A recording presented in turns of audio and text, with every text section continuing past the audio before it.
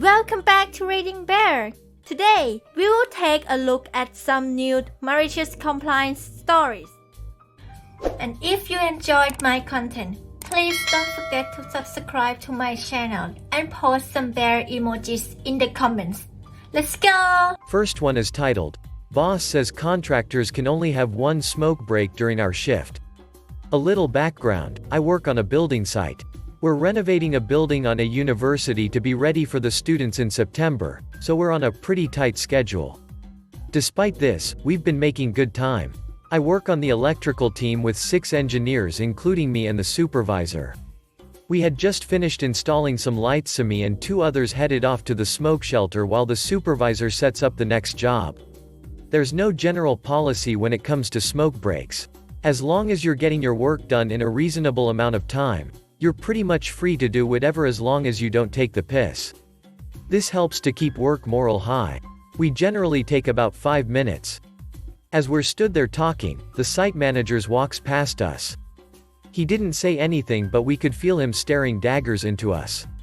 We just smiled and continued talking. After we finish, we walk back on site and get our next task. The day continues as normal.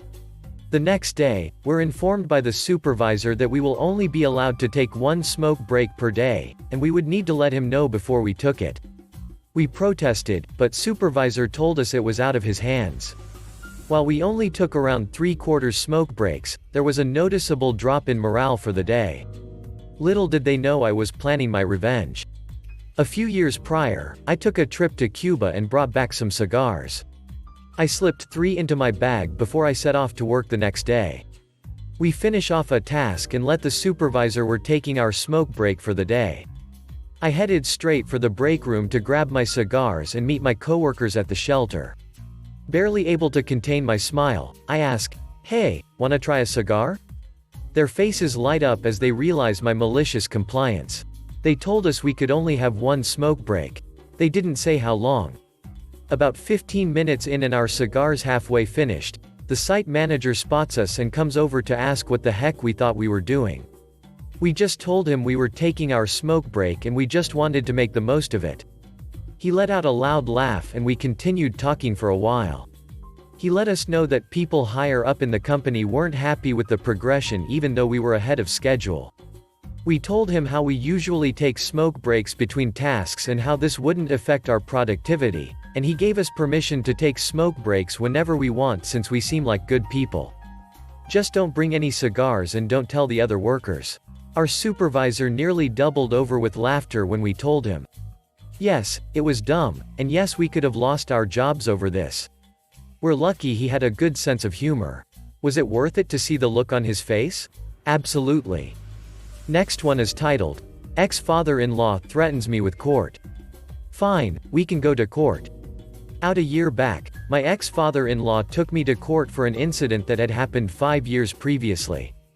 While still married, I got into a door dinger with his Jeep. At the time I offered to buy a new door and help install it. He is a self-proclaimed mechanic and had the know-how.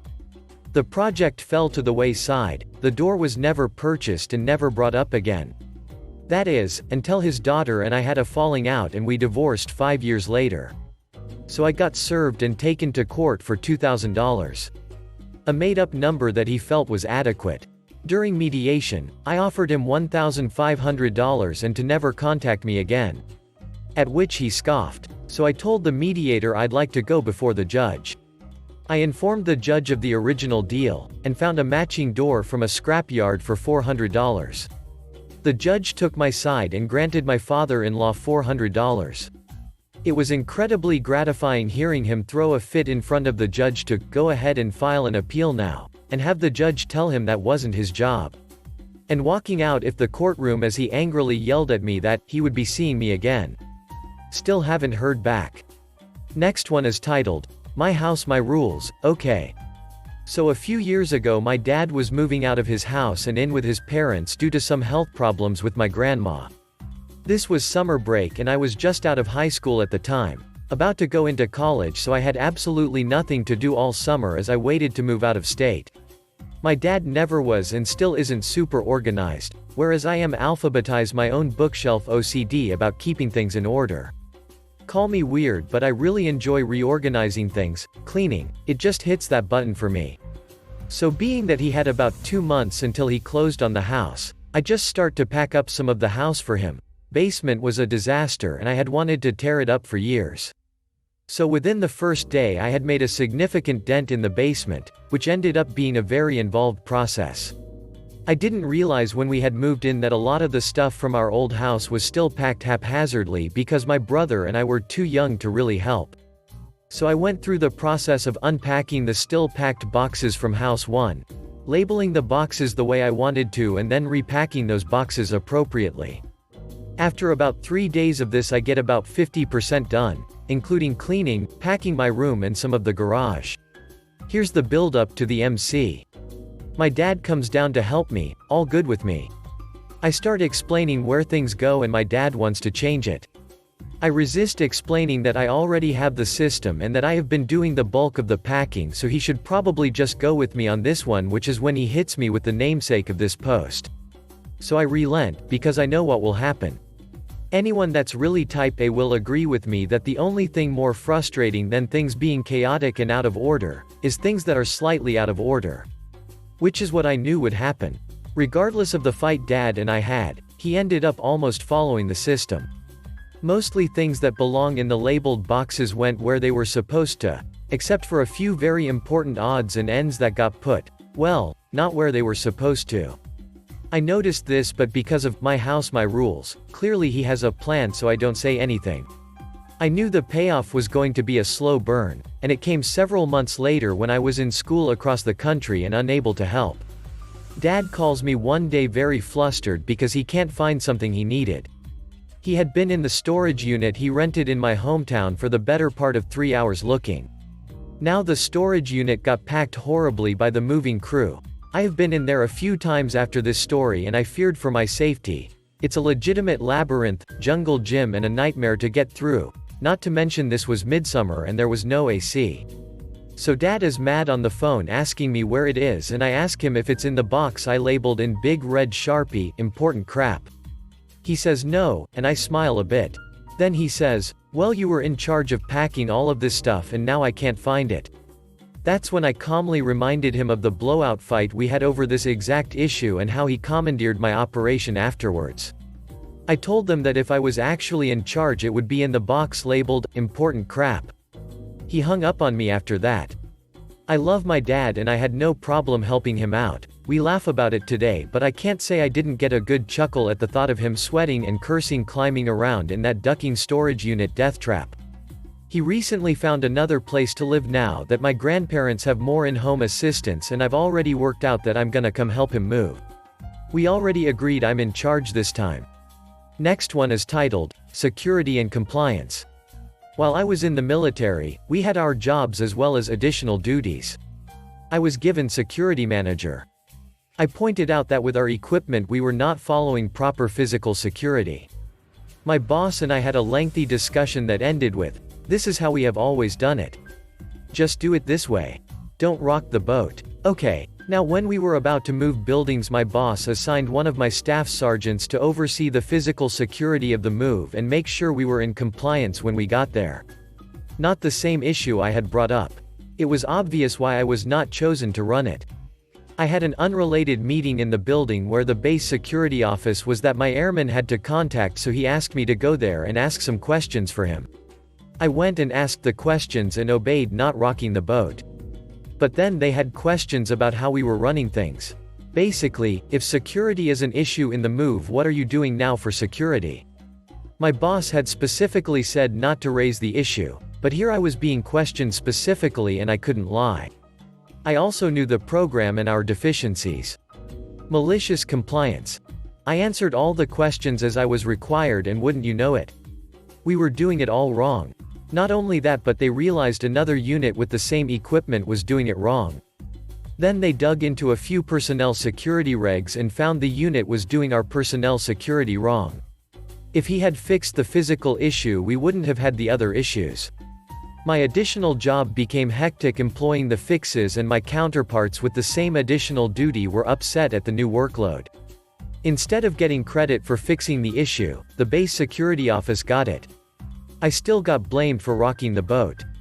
Next one is titled, Don't Waste Our Time with Unnecessary Calls. Okay, I won't bother quitting then. So when COVID hit in early 2020, I was laid off. I immediately began searching for a new job, and it took months to find one. Application after application, I heard nothing back from job after job.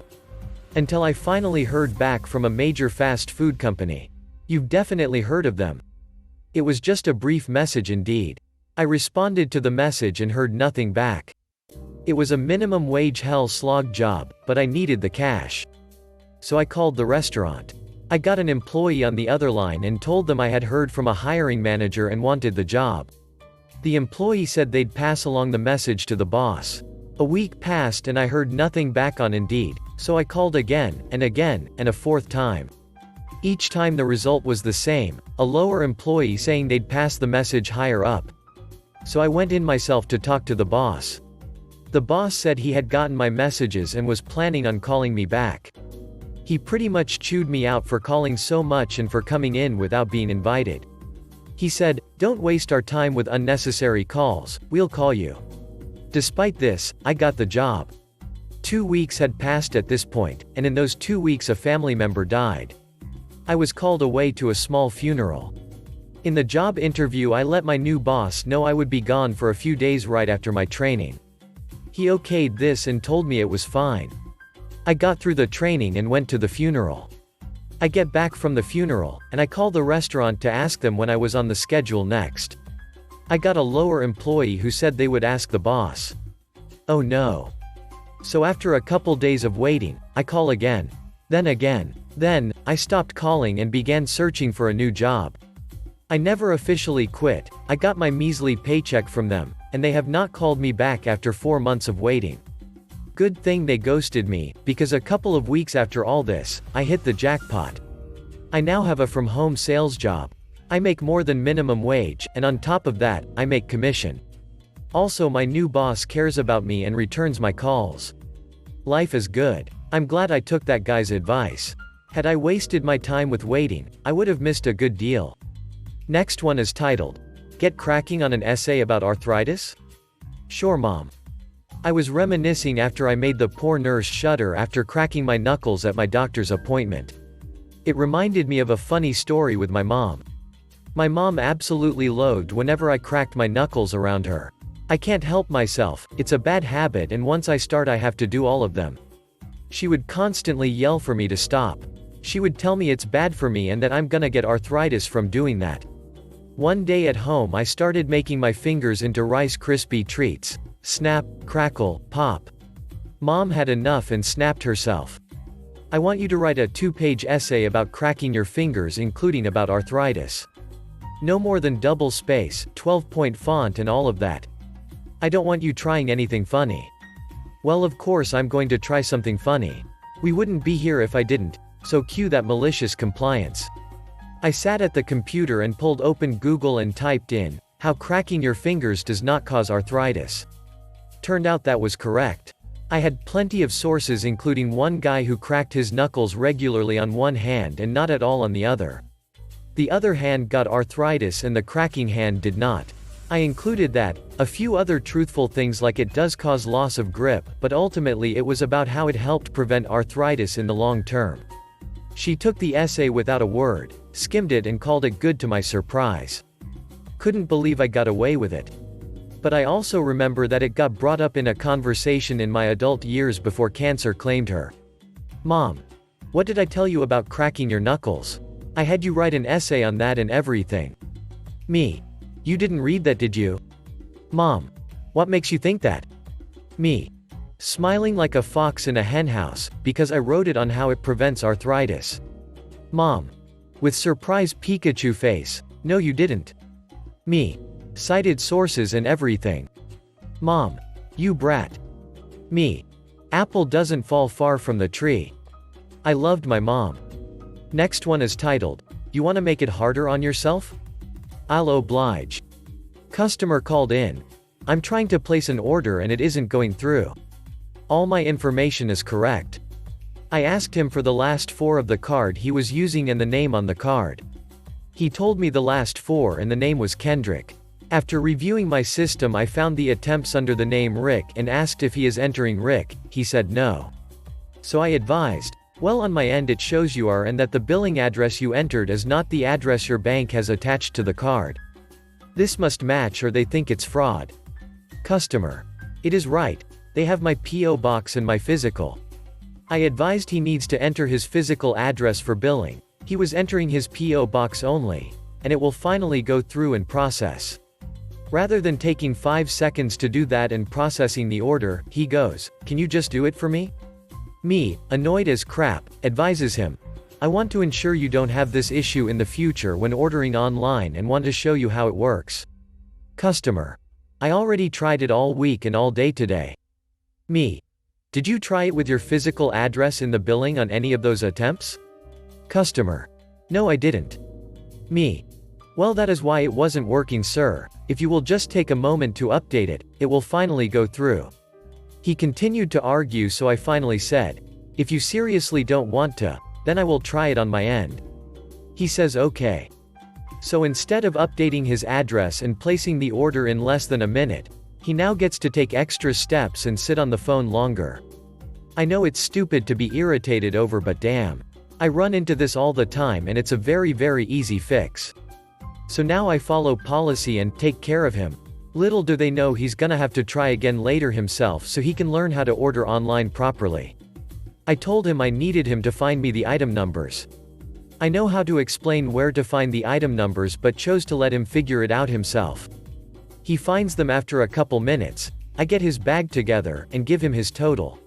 He gives me his card information and boom, card gets declined. I advised him to contact his bank, and then update his billing address as advised before, and it will go through. Mind you, I could have asked him for the correct billing zip code and the order might have gone through, but duck it. I tried to make it easy on him, but he wanted to try and be lazy, which backfired and ended up in more work for him. You called me for help, so next time, take my advice. Last one is titled, "Only do this worksheet?" Okay. This happened earlier today. I've just started working on nuclear site as an electrician. There is a lot of red tape, places I can't go unsupervised, or permits I have to pick up before I can do certain work, etc. I've been working with a colleague doing emergency light testing in one of the newer buildings all week.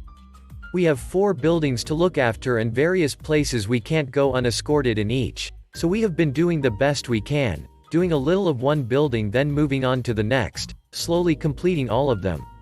Our supervisor didn't like this as worksheets weren't being signed off. He snaps at us this morning, accusing us of not doing the work and being too slow, not listening to our reasons. He gives us back the paperwork for only one building and says, "Don't come back until this particular building is done." You might see where this is going.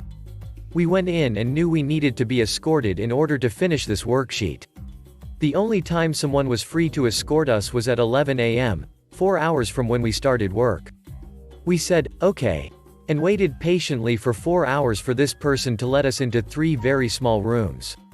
Thanks for listening.